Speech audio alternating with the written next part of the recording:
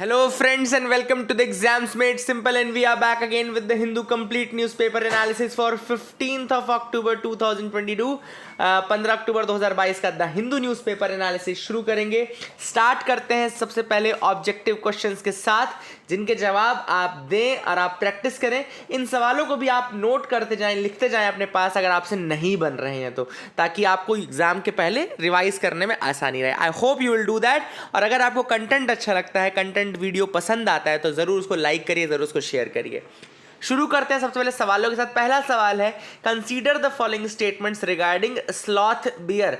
Sloth bear के regarding statements है। पहला स्टेटमेंट कह रहा है they are classified as vulnerable in IUCN list and listed under schedule 2 of the wildlife protection act 1972।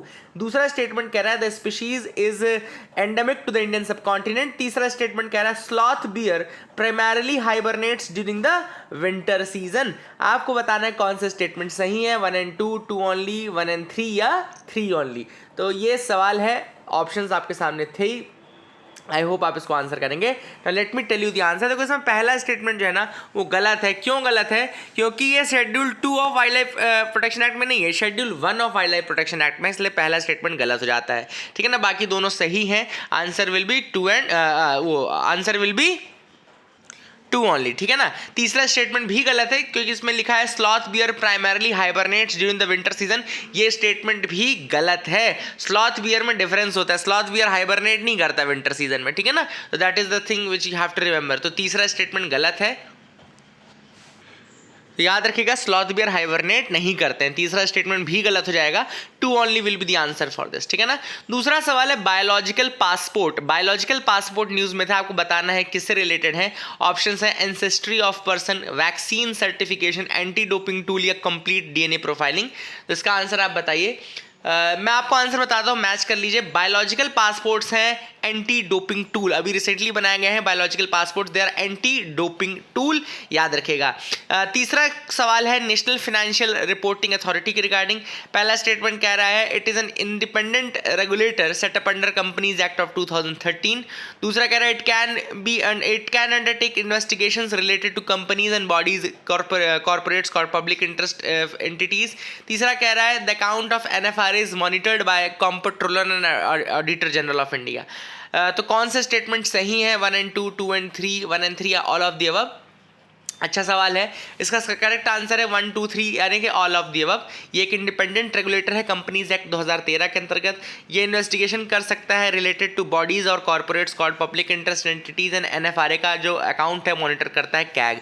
ये भी सही है। तो 3 सवाल हो गए। आगे बढ़ते हैं न्यूज़ आइटम्स में। पहली न्यूज़ जो फ्रंट पेज की है वो है 8 सालों के बाद after arrest high court acquits former DU professor, है ना, DU professor GN Sai Baba जिनका नाम था, GN Sai Baba DU professor.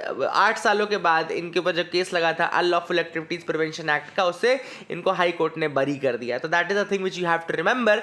Now we are talking about unlawful activities prevention act. तो याद रखिएगा UAPA एक्ट जो है वो कब का है? 1967 का है। तो UAPA एक्ट इज ऑफ 1967 और इसको लाया गया था इन ऑर्डर टू, उस समय एक्चुअली हुआ क्या था मैं आपको बता दूं, इसका रीजन क्या है इसको लाया गया इतनी अर्जेंसी के साथ। तो नक्सलबारी यानी नक्सलाइट मूवमेंट चालू हुआ था, नक्सलबारी चालू हुआ था। आपका नक्सलबारी जगह है वेस्ट बंगाल में जहाँ पे ये चीज़ चालू हुई थी, एंड वहाँ पे जब अपराइजिंग हुई उसके बाद इसको अर्जेंसी के साथ बनाया गया। 17 जून 1966 में प्रेसिडेंट ने एक ऑर्डिनेंस लेकर के आए, अनलॉफुल एक्टिविटीज़ प्रिवेंशन ऑर्डिनेंस जिसको हम बोलते हैं, और 1967 में UAPA एक्ट लाया गया फिर, और उसके बाद इस बॉडी को एक परमानेंट स्टैट्यूटरी रूप दे दिया गया।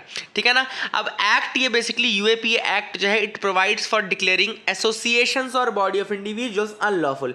ये एक्ट क्या करता है? एसोसिएशंस को या इंडिविजुअल्स को अनलॉफुल बताता है, मतलब कौन से एसोसिएशंस और कौन से इंडिविजुअल्स अनलॉफुल हैं या उनकी कौन सी एक्टिविटी अनलॉफुल है उनके बारे में करता है, और उनको रोकने की कोशिश करता है ताकि कंट्री की जो सॉवरेनिटी है या टेरिटोरियल इंटीग्रिटी है उसको कोई आहत या उसको कोई नुकसान ना पहुंचे। ठीक है ना, ये आपको याद रखना है। अच्छा, 1967 से पहले भी कोई मैकेनिज्म रहा होगा, तो वो मैकेनिज्म था क्रिमिनल लॉ अमेंडमेंट एक्ट 1952। याद रखिएगा, क्रिमिनल लॉ अमेंडमेंट एक्ट 1952 था।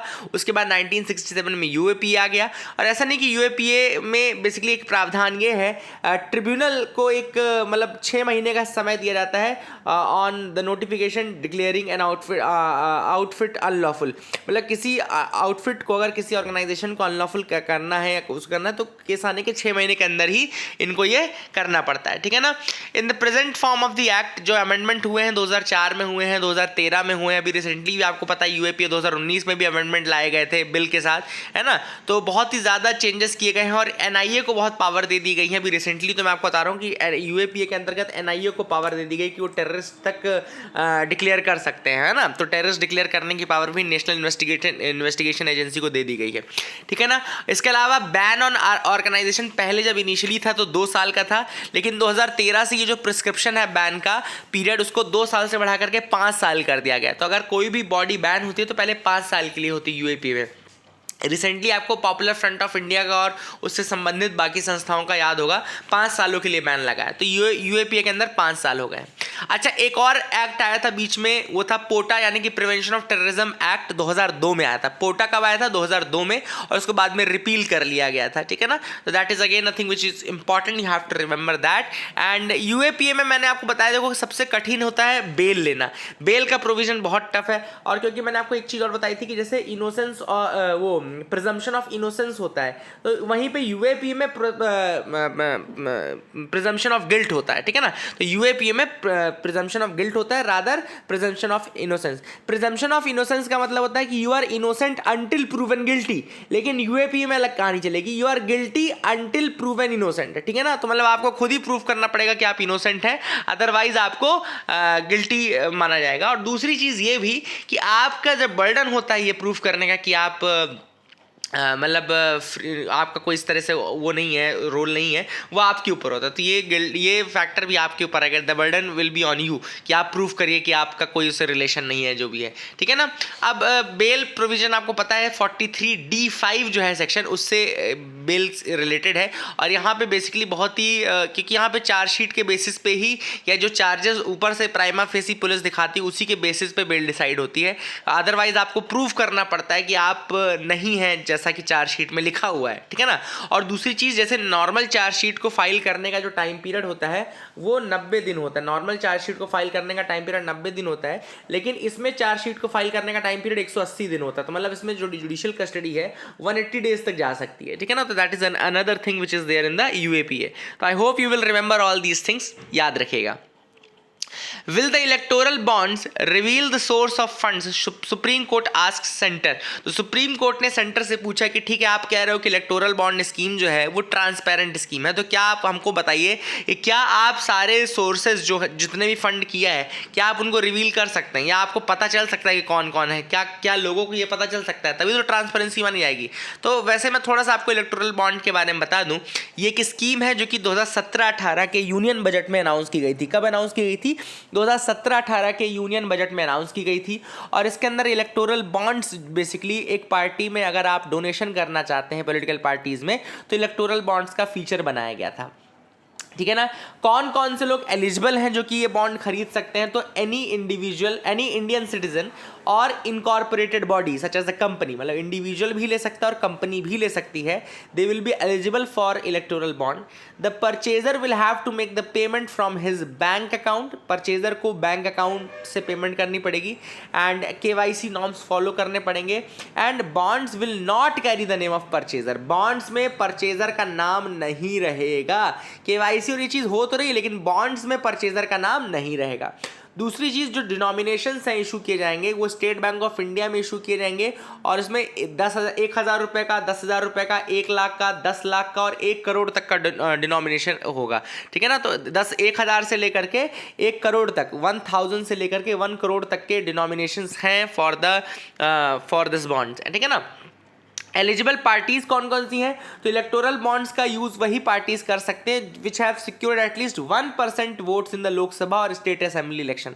तो जिन्होंने लोकसभा या स्टेट असेंबली इलेक्शन में कम से कम 1% वोट्स लिए हैं उन्हीं पार्टीज को ये एलिजिबल मानते हैं इलेक्टोरल बॉन्ड्स के लिए।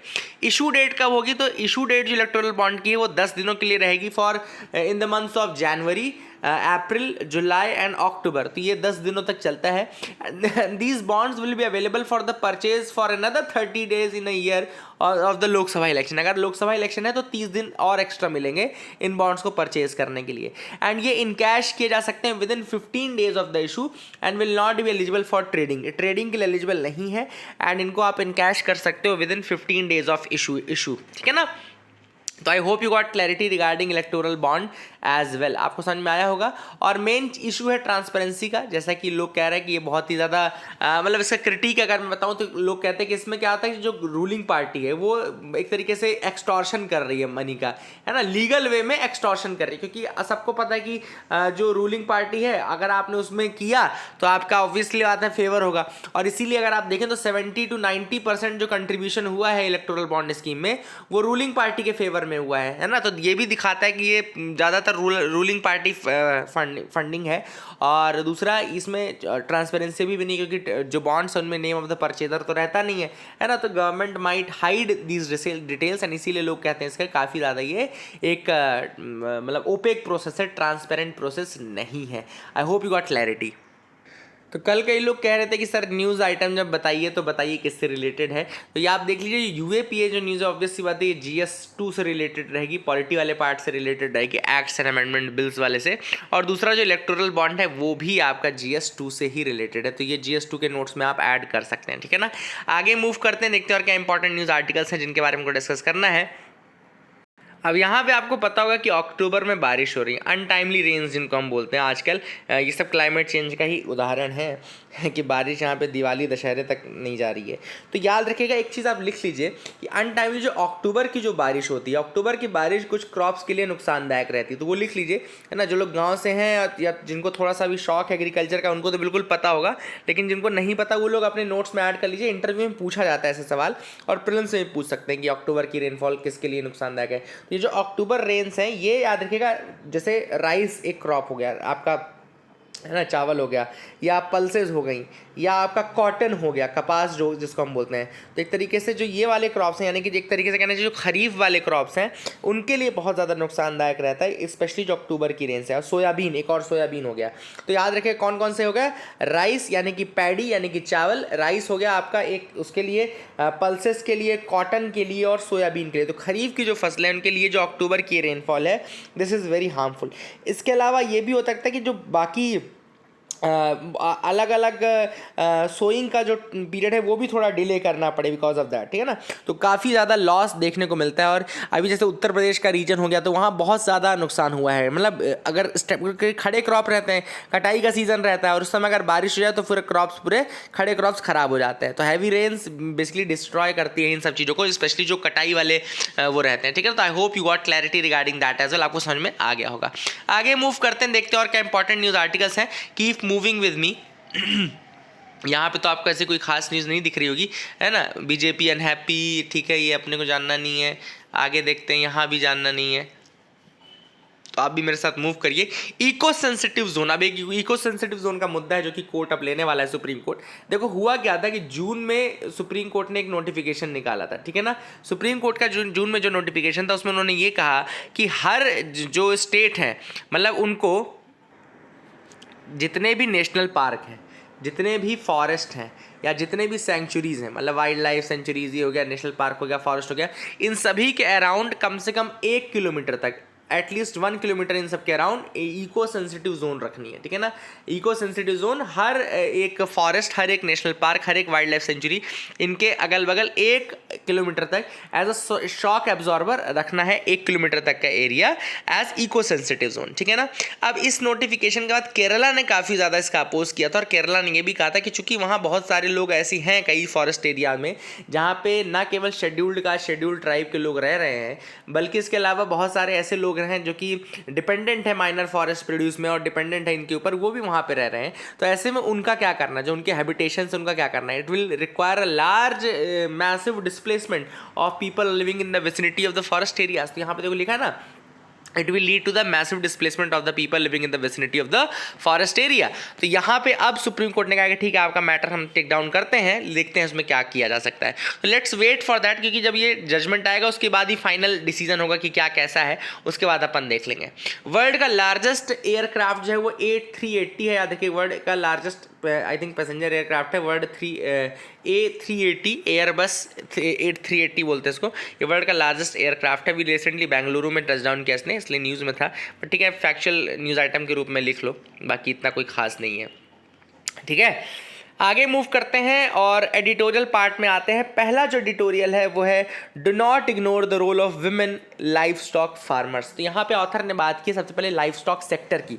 तो आप एक फैक्ट के रूप में पहले तो लाइफ स्टॉक सेक्टर हेडिंग डाल लीजिए। अब देखो ये आपका GS3 के नोट्स में आ जाएगा, GS3 के नोट्स में आ जाएगा, और थोड़ा सा इसका एस्पेक्ट GS1 से भी रिलेटेड है, बट मोस्टली ये GS3 का है। ठीक है ना, GS1 में भी विमेन वाला पार्ट है सोसाइटी में, उसको में भी आप ला सकते हैं इसको, लेकिन GS3 में ये इकोनॉमी वाले पोर्शन में आ जाएगा। तो लाइफ स्टॉक सेक्टर का सबसे पहले तो अपन फैक्ट देख लें कि it is one of the most rapidly growing component, जो रूरल इकोनॉमी के लिए काफी इंपॉर्टेंट है। And it accounts for 5% of the national income and 28% of the agricultural GDP। तो ये जो लाइफ स्टॉक सेक्टर है ये पूरे नेशनल इनकम का 5% है, और एग्रीकल्चरल GDP की अगर हम बात करें तो उसका 28% है लाइफ स्टॉक, है ना। और ऑथर ने कहा कि अगर लाइफ स्टॉक की भी हम बात करें, लाइफ स्टॉक सेक्टर की, तो ये मेजरली जो लाइफ स्टॉक सेक्टर उसमें वुमेन काम कर रही है। ठीक है ना, गांव में आपने देखा होगा मेजरली जो लाइफ स्टॉक सेक्टर उसमें वुमेन काम कर रही हैं। उनको चाहे भूसा चारा देना हो, चाहे उनको उनका दूध दूहना हो, ये सारे काम, बहुत सारे काम जो है वो वुमेन ही करती हैं गांव में अभी भी, है ना। उनका पूरा मेंटेनेंस, गोबर साफ करना, लीपना, पोतना, ये सारी चीज़ें। तो अभी 15 अक्टूबर यानी कि आज के दिन international day of rural women है। Today is international day of rural women. तो ऐसे में रिकॉग्नाइज किया जा रहा है the role of women in livestock rearing. ठीक है ना, तो what they are doing is that they are recognizing the role of women in the livestock rearing, और काफ़ी ज़्यादा इनका रोल है। अब देखो दिक्कत कहाँ पर होती है, देखो कौन कौन से काम पहले तो वुमेन करती हैं, तो उनकी ब्रीडिंग से लेकर के veterinary care, extension services, training, ये सारी काम वो करते हैं।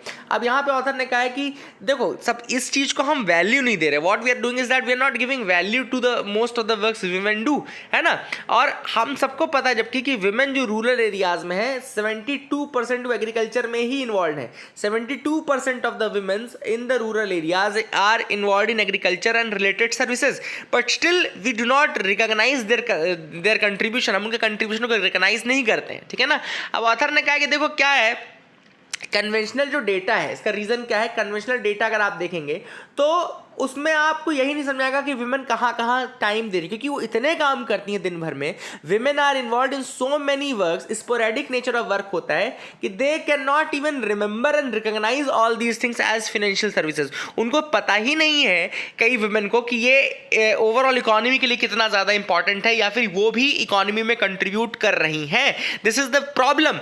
देखो लिखा है ना, given this pattern of work the women herself may not report livestock raising as an economic activity. ये क्यों इतने काम कर रही है। और ऑब्वियसली हमारे इंडिया में एक प्रॉब्लम ये भी है कि हम वुमेन का जो डोमेस्टिक लेबर है या डोमेस्टिक जो वर्क है उसको काउंट नहीं करते, और ये प्रॉब्लम गांव के एरिया में और ज़्यादा हो जाती है, एक्सेसरबेट कर जाती है। क्यों? क्योंकि गांव के एरिया में यही सारी चीज़ें इकोनॉमी का भी हिस्सा है, but still we are considering it as a daily work, and उसको हम हाउस होल्ड वर्क सोच करके उसको काउंट नहीं करते। वुमेन में उसको काउंट नहीं करती हैं। ठीक है ना, दैट इज अ प्रॉब्लम।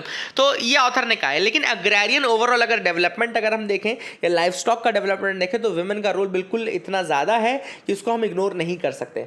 अब ऑथर ने कहा है कि ये चीज़ गवर्नमेंट को समझ में आ गई थी, इसलिए जब नेशनल लाइफ स्टॉक पॉलिसी 2013 में लाई गई, 2013 में जब नेशनल लाइफ स्टॉक पॉलिसी लाई गई तो उसमें ये चीज़ मानी गई कि 70% of the labour for livestock sector is coming from women. इसीलिए one of the goals of this national livestock mission was to women empowerment. ठीक है ना, वुमेन एम्पावरमेंट इसका गोल भी था इसी कारण से। ठीक है ना, और ये जो नेशनल लाइफ स्टॉक मिशन है 2014-15 में इनिशिएट किया गया था for the development of the livestock sector and specially recognising the role of women in this sector, है ना। तो ये इंपॉर्टेंट चीज़ आपको याद रखनी है। ठीक है, और ये नेशनल लाइफ स्टॉक मिशन में ये भी देखा गया कि किस तरीके से हम फॉडर फीड दे सकें लाइफ स्टॉक को, एक्सटेंशन सर्विसेज दे सकें लाइफ स्टॉक के लिए, फिर क्रेडिट दे सकें ऐसे फार्मर्स को जो लोग इन्वॉल्व हैं। लेकिन एक प्रॉब्लम जो कर दी, उसमें कोई भी ऐसी स्कीम नहीं की गई जो कि हमारे विमेन लाइफ स्टॉक फार्मर्स को रिकॉग्नाइज करें या विमेन लाइफ स्टॉक फार्मर्स को क्रेडिट प्रोवाइड करने का काम करें। इनफैक्ट बहुत जगहों पे आप डेटा भी देखेंगे कि उसमें विमेन का डेटा आपको नहीं मिलेगा। The core problem is that government की भी अपैथी है। हाँ, लिखने में जरूर लिखेंगे, बट जब वो डेटा कलेक्शन और इन सब की बात आएगी तो they will not be considering the women, और ये चीज़ आपको देखने को मिलेगी। जैसे यहाँ पे सबसे पहले रिसेंट जो एम्प्लॉयमेंट सर्वे है such as periodic labour force survey, it fails to collect the specific activities of persons engaged primarily in domestic duties. तो जो लोग डोमेस्टिक ड्यूटीज में इन्वॉल्व है उनका डेटा कलेक्ट करने में फेल कर जाता है पीरियोडिक लेबर फोर्स सर्वे आपका। इसीलिए जो विमेन है लाइफ स्टॉक इकोनॉमी में वो अंडर काउंट रह जाती हैं। तो that is the first problem. दूसरा है the reach of the extension services to the women livestock farmers remain scarce. तो जो एक्सटेंशन सर्विसेज मिलनी चाहिए वो विमेन लाइफ स्टॉक फार्मर्स को नहीं मिल पा रही। एक तो देखो रूरल जो विमेन रहेगी वो इतनी ज़्यादा आउटस्पोकन या इतनी ज़्यादा वैसे तो नहीं रहेगी अपने की भैया जाए गवर्नमेंट के पास अपने हक के लिए लड़े, ये सब तो नहीं करती वहाँ पे वुमेन। इस कारण से ये रिस्पॉन्सिबिलिटी बनती है गवर्नमेंट की कि वो एक्स्ट्रा माइल चलें, वो एक्स्ट्रा एफर्ट लगाएं और वो जाकर के इनको प्रोवाइड कराएं, बट वो चीज़ हो नहीं पा रही। They are not even being considered. So that is the major problem which is happening. ठीक है ना, मेजर इशू यहाँ पे आ रहा है। ठीक है, तो I hope you got clarity regarding that as well, आपको समझ में आ गया होगा। इसके बाद आप देखें कि एक और इम्पॉर्टेंट चीज़ ये है कि जो लोन है या क्रेडिट है वो विमेंस को बहुत कम मिला है या ना के बराबर मिला है। अगर आप देखें the credit that has been provided has not been provided to the womens, specially जो लाइफ स्टॉक सेक्टर में है उनको बहुत कम हेल्प या क्रेडिट मिल पाया है। So that is another problem. And women livestock farmers lacked the technical knowledge on choice of animals for breeding and veterinary care। एक problem major ये थी लाइफ स्टॉक सेक्टर में कि जो विमेन थी उनको कम नॉलेज था कि क्या वेटनरी केयर देना है या क्या टेक्निकल नॉलेज की जरूरत पड़ती है लाइफ स्टॉक के लिए, वो उनको नहीं था।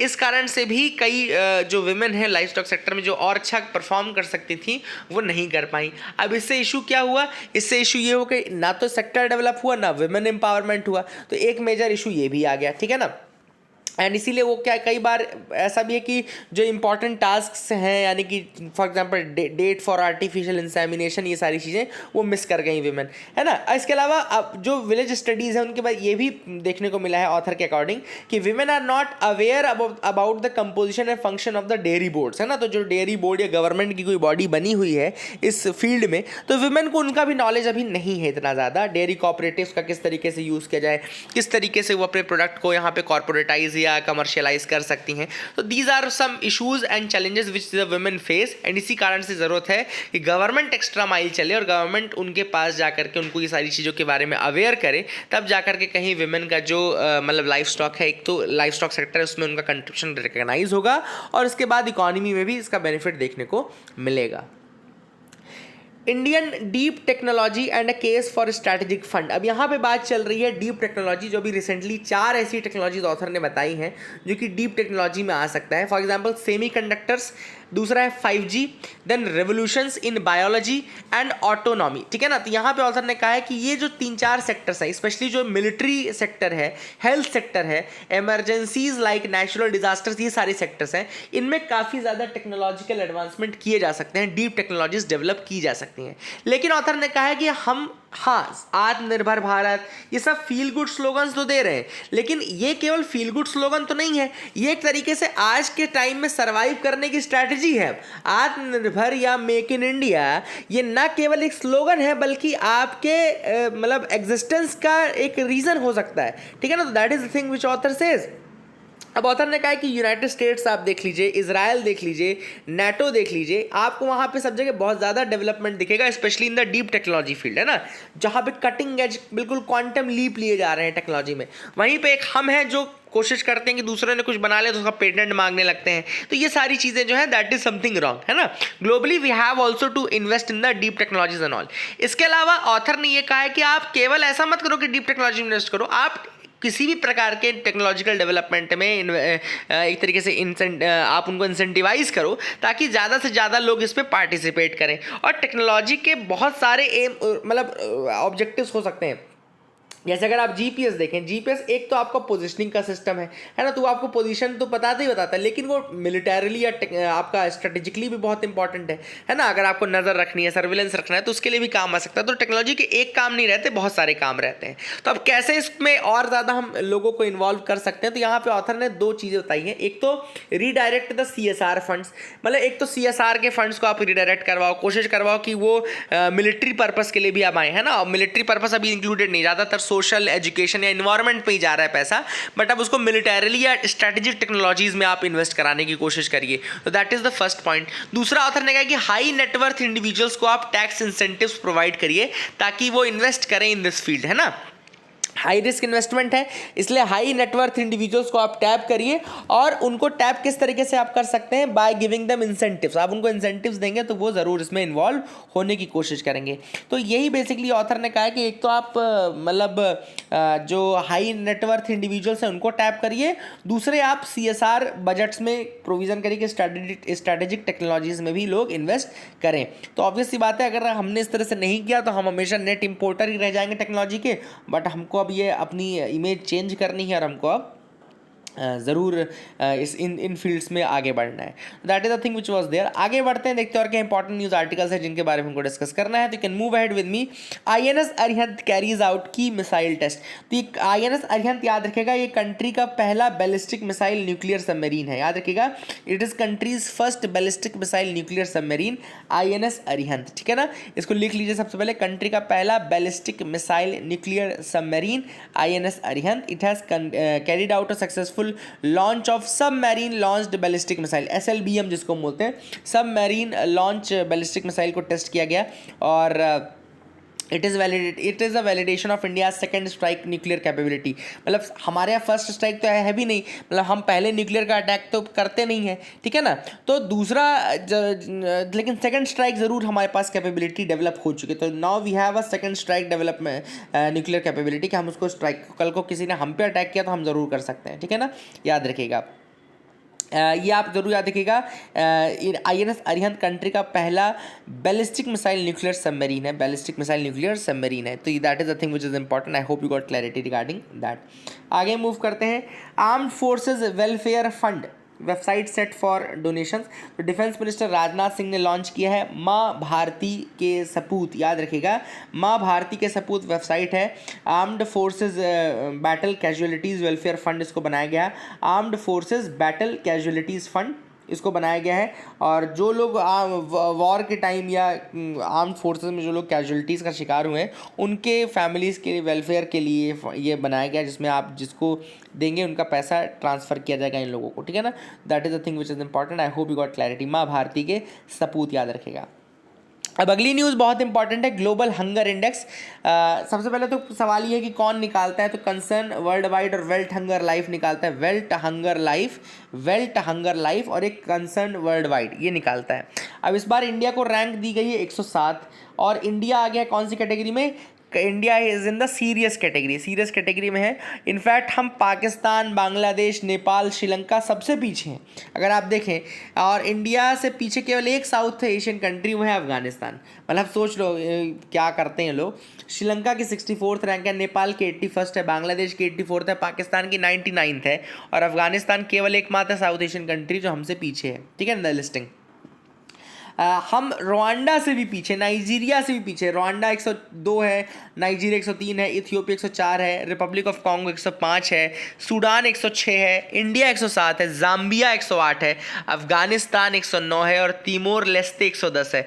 मतलब पता नहीं है हमारे पीछे क्यों पड़ गई ये लोग। और countries are divided into 5 categories in this. They are on low, moderate, serious, alarming, extremely alarming. तो हम हैं सीरियस स्टेज में, ठीक है ना।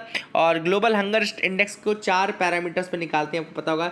चाइल्ड वेस्टिंग और चाइल्ड स्टंटिंग, एक होता है मैल नरिशमेंट और एक होता है मोर्टेलिटी। तो ये 4 फैक्टर्स हैं जिनके बेसिस पे निकाला था, चाइल्ड वेस्टिंग, चाइल्ड स्टंटिंग और मोर्टेलिटी एंड आपका मैल नरिशमेंट, ठीक है ना। तो that is the thing which is important, आपको याद रखना है।